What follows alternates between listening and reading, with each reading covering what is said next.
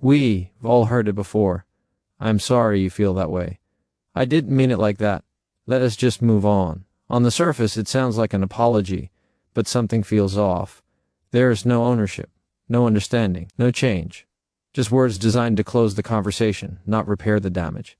And the moment you accept it, you feel small or like you betrayed your own clarity. Here is the truth most people never say out loud. Not every apology deserves acceptance. And knowing how to respond to an insincere apology is a form of quiet power. An insincere apology is usually about relief, not responsibility. The other person wants the tension gone. They want the discomfort to stop. They want access back without doing the work that accountability requires. And if you rush to smooth things over, you unintentionally teach them that effort is necessary, only timing is. The strongest response is not anger. It's not sarcasm. It's not a lecture. The strongest response is calm clarity. When someone offers an apology that avoids responsibility, your job is not to correct them or corner them. Your job is to stay aligned with yourself. That alignment changes the entire dynamic. You don't need to argue about their intent. Intent is invisible. Impact is not, so instead of debating what they meant, anchor yourself in what happened. You can say, calmly and steadily, I hear your words, but I don to your ownership. Or, I am open to moving forward once there. It's clarity about what happened. Notice what you were doing there. You are not rejecting them. You are not attacking. You are simply refusing to accept confusion as closure. Insincere apologies often collapse under silence. When you don't rush to reassure, explain, or forgive prematurely, the space becomes uncomfortable for them. And that discomfort is revealing. People who are genuinely sorry will step forward into that space. People who aren't will try to escape it. And that tells you everything you need to know. Another powerful response is acknowledgement without agreement. You can say, I hear you, without saying it's okay. You can recognize the words without validating the behavior. This protects your integrity while keeping the conversation grounded. Remember this. Forgiveness is not a transaction you owe someone because they said the right sentence. Forgiveness is a process you choose when trust begins to rebuild. And trust does not rebuild through language alone, it rebuilds through consistency. If someone keeps apologizing but nothing changes, that's not remorse. That's rehearsal. And you're allowed to stop applauding. One of the hardest parts of dealing with insincere apologies is resisting the urge to educate. You want them to understand. You want them to see it the way you do. But clarity is not something you can force into another person. You can only model it. Sometimes the most self-respecting response is distance, not dramatic distance, not punishment, just a quiet step back, less access, fewer explanations, clear boundaries. Distance communicates what words cannot. And here's the part many people struggle with. You can accept that someone is incapable of giving a sincere apology without turning them into a villain. Some people lack emotional maturity. Some lack self-awareness. Some lack the courage to face themselves. That doesn't make them evil, but it does make them unsafe for closeness. Your job is not to fix that. Your job is to protect your peace. When you respond calmly to an insincere apology, you reclaim control of the moment. You stop chasing validation. You stop negotiating your worth. You stand steady instead of reactive. And that steadiness does something powerful. It shifts the power back to you. You don't need louder words. You don't need better arguments. You need alignment. Because when your response matches your self-respect, the outcome becomes secondary. Whether they grow or not, you remain intact. And that's the real win. Not every apology heals, but every calm, self-respecting response strengthens you. An apology without accountability is just noise. It may sound polite, rehearsed, or even emotional, but without ownership, it carries no weight. It fills the air without repairing anything. Accountability is the difference between words that soothe discomfort and words that rebuild trust. When someone says sorry, but avoids naming what they did, how it affected you, or what they will do differently, the apology becomes a performance instead of a repair. It's designed to end the conversation, not to honor the impact. And that distinction matters more than most people realize. Noise is easy to produce. Accountability is not. Noise sounds like deflection, minimization, or vague regret. It shows up as "I'm sorry if you were hurt" instead of "I'm sorry I hurt you." It hides behind explanations and justifications, hoping intent will erase impact. But accountability doesn't argue with reality. It faces it. It acknowledges harm without needing to be convinced. That's why apologies without accountability often leave the other person feeling unsettled rather than relieved. Something feels incomplete because it is. When accountability is missing, the burden silently shifts to the person who was hurt. They're expected to forgive quickly, move on, or reassure the other person that everything is fine. The apology becomes a request for comfort rather than an offering of responsibility. And if you hesitate, you're framed as difficult or unforgiving. This dynamic teaches people to accept less than they deserve just to keep the peace. Over time, that erodes self-respect and clarity. True accountability is specific. It doesn't hide behind general statements or emotional displays. It names the behavior, recognizes the impact, and accepts consequences without resentment. It doesn't rush the other person to heal on a convenient timeline. It understands that trust isn't restored by saying the right words once, but by showing consistency afterward. Without that follow-through, even the most eloquent apology fades into background noise. Many people confuse apology with closure. They believe once the word sorry is spoken, the issue should be over. But closure doesn't come from words alone. It comes from alignment between words and behavior. When there's no accountability, the same patterns repeat, and each repeated apology loses credibility. Over time, the apology itself becomes meaningless, even irritating, because it signals that nothing will actually change. Accountability also requires humility. It means resisting the urge to center your own intentions or feelings when someone tells you they were hurt. It means listening without correcting, explaining, or defending. That's uncomfortable, which is why many apologies stop short of it. It's easier to say, "I didn't mean it like that," than to sit with the fact that you caused harm. But discomfort is part of growth. Avoiding it keeps people stuck in shallow apologies that repair nothing. For the person receiving the apology, recognizing the absence of accountability is an act of self-awareness. It allows you to trust your instincts when something feels off.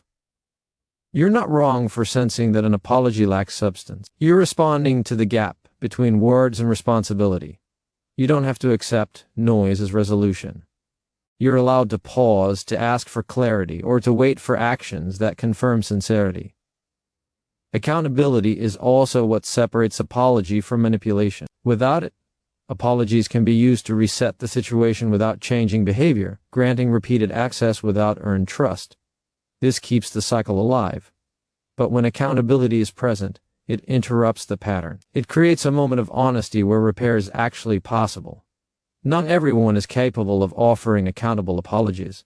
Some lack the emotional tools. Some fear vulnerability. Some are more committed to protecting their image than repairing relationships. Recognizing this isn't about judgment, it's about discernment. It helps you decide how much access someone deserves and how much energy you're willing to invest. An apology with accountability doesn't demand forgiveness. It doesn't pressure reconciliation. It simply offers truth and responsibility and leaves space for the other person's response. That space is respectful. Noise tries to fill space. Accountability holds it. You don't have to accept words that don't match behavior. That sentence alone gives many people permission to breathe again, because for so long, they've been taught to prioritize politeness over truth. We're conditioned to believe that if someone says the right thing, we should move on, forgive quickly, and not make it uncomfortable. But words without corresponding action are not reassurance, they are distraction. And accepting them as truth teaches others how little consistency they need to show you. Behavior is the language that never lies. Words can be crafted, softened, or strategically chosen. Behavior reveals patterns. When someone repeatedly promises change but continues the same conduct, the message is clear, even if the wording is kind. The mistake many people make is continuing to listen with hope instead of observing with clarity. Hope keeps you engaged. Clarity keeps you grounded. There's a quiet strength in deciding not to accept mismatched words and behavior. It doesn't require confrontation, ultimatums, or anger. It simply requires awareness. You notice the gap, and you stop filling it with excuses on their behalf. You stop translating their behavior into something more palatable than it is. You stop giving credit for intention when impact remains unchanged. People often accept empty words because they want harmony. They don't want to seem harsh or demanding. They don't want to risk losing connection. But harmony built on inconsistency isn't peace, it's tension postponed. Every time you accept words without action, you teach your nervous system to distrust itself. You feel the mismatch, but you override it. Over time, that creates confusion and self-doubt, not closeness.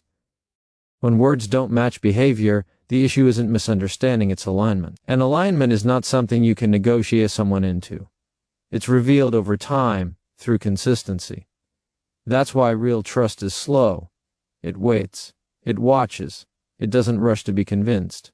Trust doesn't ask for better promises, it looks for better patterns. You are not obligated to argue about the mismatch. You don't have to list evidence or persuade anyone to see it your way. You can simply adjust your expectations and access. Less explanation. Less emotional investment. More observation. This is not punishment. It's self-respect. You are responding to information as it is, not as you wish it were. Many people fear that not accepting words at face value makes them cynical. It doesn't. It makes them discerning. Cynicism assumes the worst. Discernment waits for proof. Discernment leaves room for growth while refusing to ignore reality. It says, I'm open, but I'm paying attention. Consistency is what turns words into trust. One conversation doesn't outweigh months of behavior. One apology doesn't undo repeated disregard. And one promise doesn't erase a pattern. When you understand this, you stop being swayed by emotional moments and start making decisions based on the full picture. That shift alone can change the quality of every relationship in your life. There's also a boundary hidden inside this truth. By not accepting words that don't match behavior, you protect your time, energy, and emotional safety. You stop investing in potential and start responding to evidence. This doesn't mean you become cold. It means you become clear. And clarity is kinder than false hope.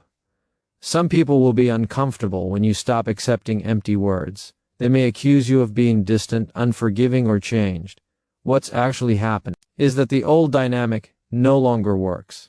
They can no longer rely on language alone to maintain access to you.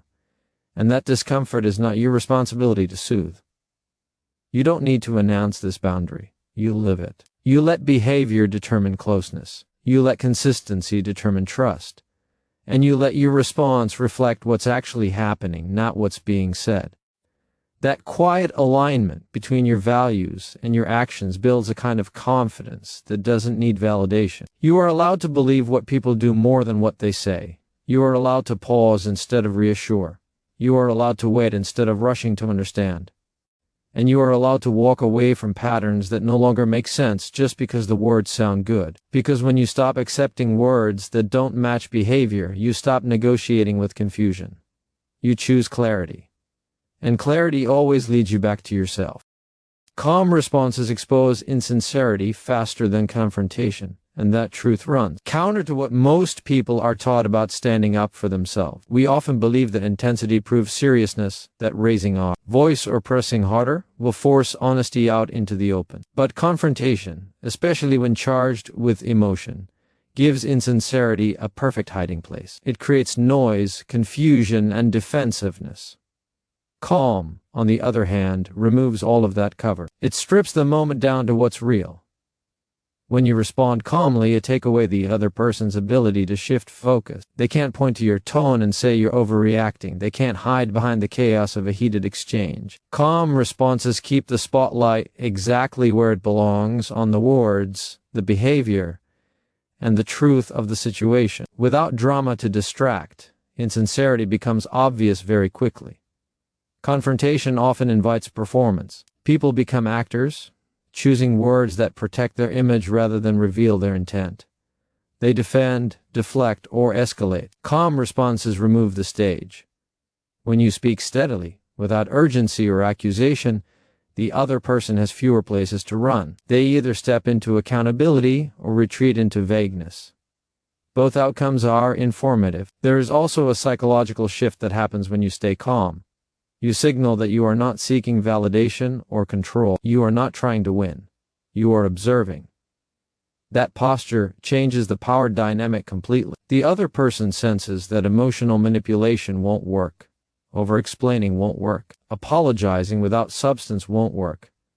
Calm makes it clear that you are listening, but you are not buying what doesn't align. Many people fear calm because they confuse it with weakness. They think if they don't push back hard, they'll be dismissed or taken advantage of. In reality, calm is one of the strongest positions you can take. It shows self-regulation. It shows confidence in your perception. It shows that you don't need theatrics to be taken seriously. And that steadiness often unsettles insincerity far more than anger ever could. When someone is being insincere, they rely on reactions. They expect emotional engagement, reassurance, or escalation. Calm denies them all three. It creates a pause where the words have to stand on their own. If there's truth behind them, they'll hold. If there isn't, they collapse. This is why calm responses often lead to revealing moments, awkward silences, backtracking, or sudden changes in tone. Calm also protects you. Confrontation can feel empowering in the moment, but it often leaves you drained. Afterward, replaying the conversation and wondering if you went too far or said the wrong thing. Calm keeps you grounded. You leave the interaction with clarity instead of regret. You know you didn't betray yourself for the sake of being heard. Another advantage of calm is that it creates space for choice. When emotions are high, reactions are automatic. When you stay calm, you can decide how much access, trust, or energy you want to give moving forward. You're not pulled into fixing, proving, or persuading. You're simply gathering information and responding accordingly. Calm responses also model maturity. They set a standard for how you expect to be engaged with. You're not demanding respect, you're demonstrating it. And people who are capable of sincerity will meet you there. Those who aren't will reveal themselves through avoidance, irritation, or dismissiveness. Either way, you gain clarity. This doesn't mean you suppress how you feel. Calm is not numbness, it's regulation. You can feel anger, disappointment, or hurt without letting those emotions drive the conversation. In fact, calm allows those feelings to be honored internally without turning them into weapons or shields externally. Over time, responding calmly reshapes your relationships. It filters out dynamics built on confusion. Emotional volatility. It strengthens connections rooted in honesty and accountability. And it reinforces a powerful internal message. You don't need to raise your voice to raise your standards. Calm responses don't chase sincerity, they reveal it. And once you experience how quickly truth surfaces in that quiet, steady space, you realize that confrontation was never the most effective tool. Presence was. You can acknowledge an apology without endorsing it, and understanding this distinction can change the way you move through difficult conversations. Many people believe there are only two options when someone apologizes: accept it fully or reject it completely. That false choice creates pressure. It forces you to decide before you're ready, before trust has been repaired, and sometimes before accountability has even been shown. But acknowledgement is not agreement. And hearing someone's words does not require you to validate their behavior. Acknowledging an apology simply means recognizing that words were spoken. It sounds like, "I hear what you're saying," or "I understand that you're apologizing." There's no promise embedded in that response. There's no forgiveness implied. It does not erase the impact of what happened or restore closeness prematurely. It keeps you honest with yourself while remaining respectful to the other person.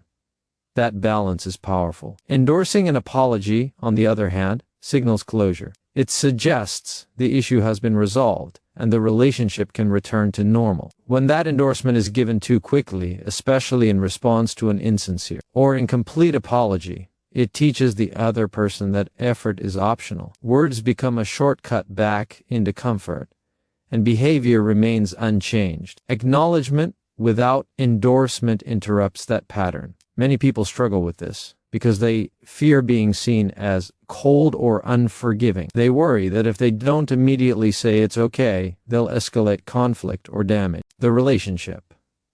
In reality, moving too fast toward resolution often creates deeper resentment later. It asks you to override your own clarity for the sake of smoothness. Acknowledgement allows the conversation to stay open without forcing a false ending. There is also self-respect in acknowledging without endorsing. It communicates that you are thoughtful about what you accept into your life. You are not dismissing the apology, but you are also not ignoring the gap between words and actions. You are giving yourself time to observe whether change follows. That time is not punishment, it's discernment. This approach shifts the power dynamic in subtle but important ways. You are no longer reacting out of guilt or pressure. You are responding from alignment. The other person may feel uncertain because they're used to apologies instantly restoring balance. That uncertainty is not cruelty. It's the natural consequence of accountability being taken seriously. Acknowledgement also reduces defensiveness. When you immediately challenge or reject an apology, the conversation can turn into a debate about intent. When you acknowledge it calmly, you remove that friction. You're not arguing. You're not agreeing. You're simply holding space for truth to reveal itself over time. Another benefit of acknowledging without endorsing is that it keeps your internal boundaries intact. You don't have to make a decision in the moment about forgiveness, trust, or reconciliation. Those are processes, not responses. They unfold based on consistency, not conversation. By separating acknowledgement from endorsement, you give those processes the time they need. This distinction is especially important in patterns where apologies are frequent but change is rare. In those situations, endorsement becomes a form of self-betrayal. You say it's okay while knowing it's not. Acknowledgement lets you stay honest without being harsh. It allows you to say, through your tone and presence, I'm listening, but I'm paying attention.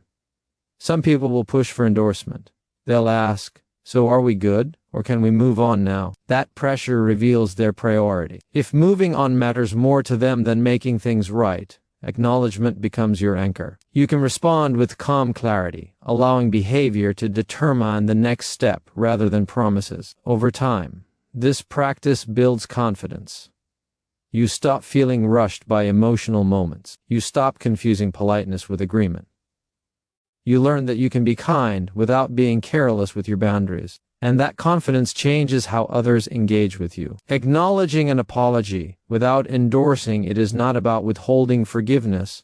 It's about honoring reality. It says that words matter, but actions matter more. It allows you to remain open without being naive, and compassionate without being compromising. And in that space between hearing and accepting, you protect both your peace and your integrity. Your self-respect matters more than their comfort, and living by this truth quietly reshapes every relationship in your life. Many people are taught, directly or indirectly, to prioritize harmony over honesty, to smooth things over even when it costs them something internally. They learn to soften their needs, swallow their boundaries, and accept explanations that don't sit right just to keep others comfortable.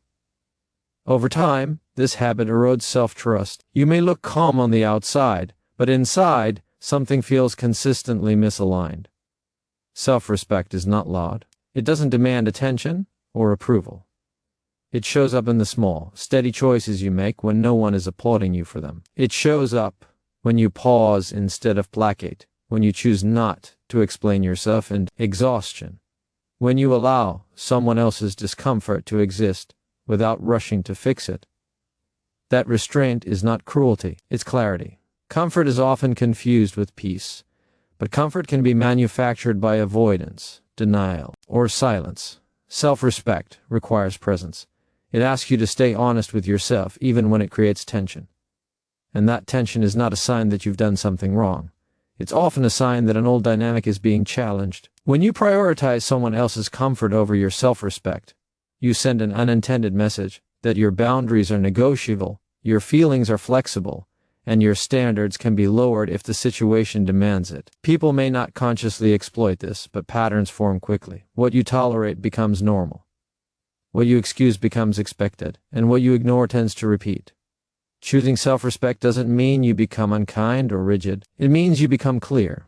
You stop cushioning truths to protect people from their own reactions. You stop taking responsibility for emotions that aren't yours to manage. You allow others to feel disappointment, frustration, or discomfort without seeing it as a personal failure. That shift alone can feel revolutionary. There's also freedom in accepting that not everyone will be comfortable with your boundaries. Some people benefited from the version of you that stayed quiet, overextended, or self-sacrificed. When you change, they feel it. They may resist it. They may label you as difficult or distant. Those reactions are information, not instruction. They tell you where your growth is disrupting an old imbalance. Self-respect also protects you from resentment. When you repeatedly choose comfort over honesty, resentment builds quietly. It leaks out in tone, withdrawal, or exhaustion. By honoring your self-respect in the moment, you prevent that buildup. You choose short-term discomfort over long-term damage. That choice is an investment in your emotional health. Another important aspect of self-respect is restraint. You don't have to explain your boundaries in detail to make them valid. You don't have to justify why something doesn't work for you. Over-explaining often comes from a desire to be understood, but self-respect recognizes that understanding is not always necessary for respect. Sometimes clarity is enough. When you lead with self-respect, your relationships become cleaner. Expectations are clearer. Communication becomes more direct. You attract people who value honesty over convenience. And while you may lose some connections that relied on your silence, you gain integrity, and that's not a small trade. There will be moments when choosing self-respect feels uncomfortable. You may question yourself. You may feel guilt or doubt. That's normal. Discomfort often accompanies growth. But over time, you'll notice something important. You feel more grounded. You trust yourself more. You don't replay conversations as often or wonder if you betrayed your own values to keep the peace. Your self-respect sets the tone for how others engage with you, but more importantly, it shapes how you engage with yourself. When you honor it, you build a relationship with yourself that is steady, honest, and dependable. And that internal stability becomes the foundation for everything else. The comfort may pass quickly. Your self-respect stays with you. Choosing it is not selfish, it's sustainable.